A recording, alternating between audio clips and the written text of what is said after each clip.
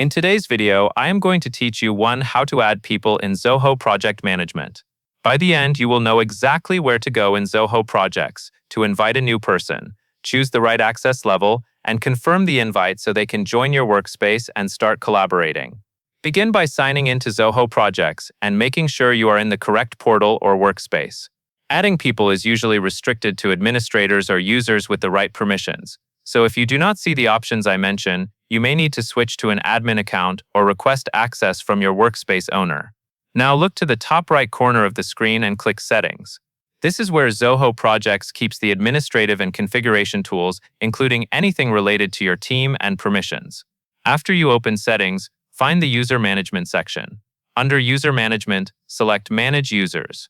This page shows the list of people who already have access, along with their roles and status. It is a good habit to quickly scan the list before adding someone new, just to avoid sending a duplicate invitation. Next, click the plus Add User button. This opens the form where you will enter the details for the person you want to add.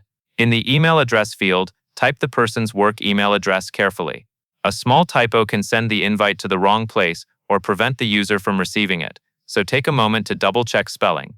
After that, choose a role. The role determines what the user can do in the portal, such as whether they can manage projects, edit settings, or simply work on tasks.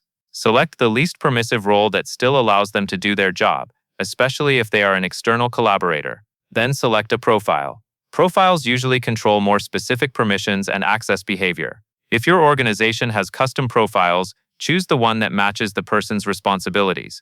If you are unsure, use the standard profile your team normally assigns, and you can adjust it later if needed. Finally, click Add. Zoho Projects will process the invitation and the user will be added based on the information you provided. Once added, you can return to the Manage Users list to confirm they appear correctly and that their role and profile are accurate. And that is all there is to it.